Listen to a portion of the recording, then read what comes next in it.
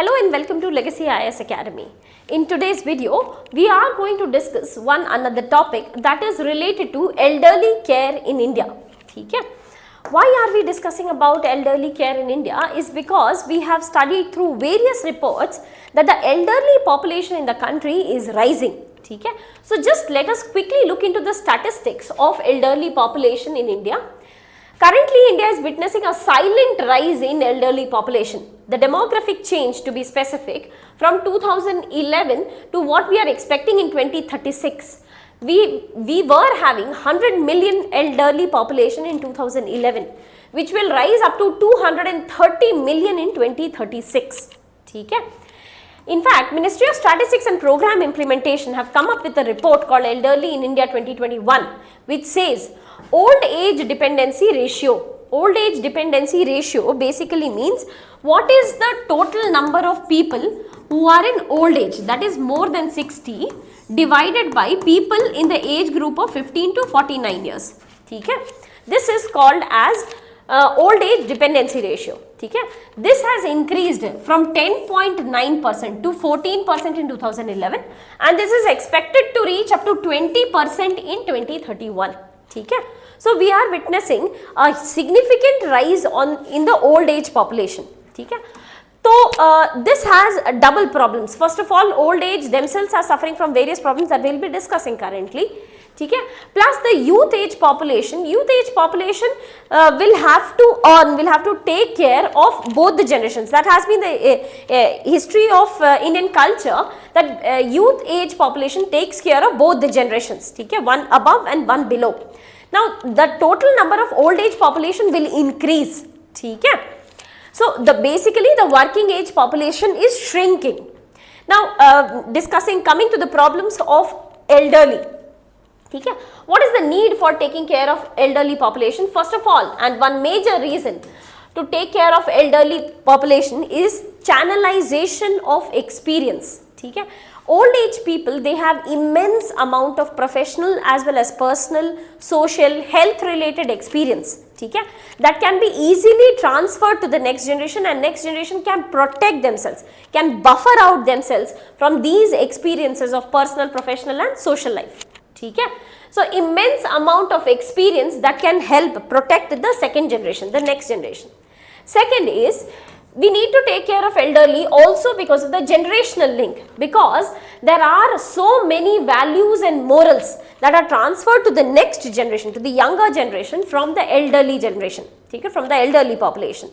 So these morals and values we will be able to cater to, we will be able to adhere to if we have elderly population living with us. Okay?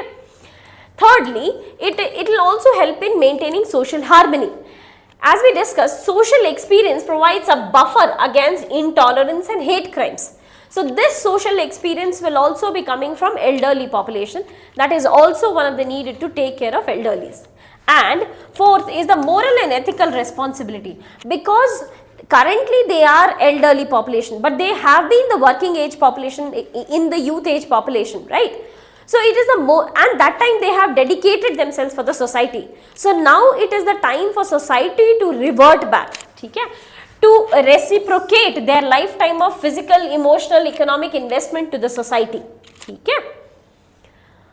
Now talking about the challenges being faced by the elderly population, first major challenge is a social challenge.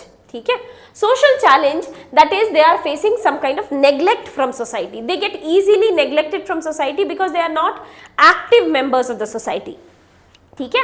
So the younger generation takes lesser care of the elderly.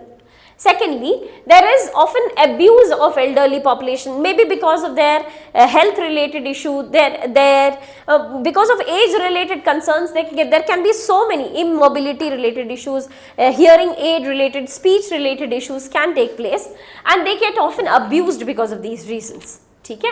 Plus, in India, we are witnessing feminization of elderly because for more than 60 years or in the age group of 60 to 80 years, what we have witnessed is the life expectancy of women in India is higher as compared to men in India. Okay? So this will lead to feminization of elderly population. Secondly, Next, talking about the next challenge, about the economic and financial challenge. First of all, they are not having consistent income. Okay?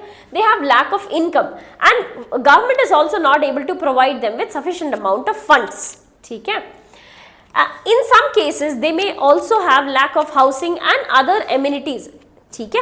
So this also adds to the existing challenge of elderly population. Plus, health related issues, as we have seen, geriatric care, because of old age, they need care. Okay? And government or individuals in society, they have not been able to provide sufficient amount of geriatric care. So that is one problem. Plus, age related chronic illness. For example, we have so many types of non-communicable disease such as blood pressure, sugar, diabetes, and so many other so many vision related, speech related, mobility related issues existing amongst elderly. Okay? And we have not been able to sufficiently tackle these issues. That also aggravates the challenges faced by elderly population. But what has actually government done? So government has tried to tackle the income side of the challenge. Okay?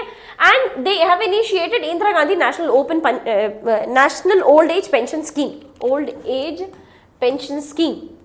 Okay? So this will be taking care of the pensions for 60 years and above. So for 18 to 60 years, we need to keep depositing the premium. Post 60 years, government will be adding the premium to their account. Okay? Second is Pradhan Mantri Vay Vandana Yojana. This protects the pension money from any market related risk. So anytime the market is entering into some kind of risk, this money will be withdrawn and invested in some more secure gilt-edged funds. Okay? Plus, Rashtriya Vayoshri Yojana, this provides physical aid and assisted living devices to senior citizens. Okay? So, what can be the way forward? Some suggestions can be, Switzerland follows a time bank initiative. What is exactly a time bank initiative? An individual will be spending time with some elderly population. Okay? And all of this time will be kept in a bank, will be stored in a database. Okay? And when they become elderly, they can capitalize on this time bank, and some other member of the society will be executing this, using this time bank and investing time with that person. Okay? So this is called Switzerland's time bank initiative that can be introduced to India, but then in that case it will be more of a formalization rather than being a ethical and moral responsibility, rather than being coming from inside. This will be a government mandated thing. Okay? Otherwise, what can other solutions be? We also need to raise the retirement age, because as we discussed, the working age population is also shrinking. So we need somebody to earn for the economy. Okay? Strengthening the pension system. So we need to strengthen the pension system so that they don't need to visit centers regularly for getting the pension. Pension should be automatically credited even if they are sitting at home. Okay? We also need to have a comprehensive policy on home-based care or geriatric care.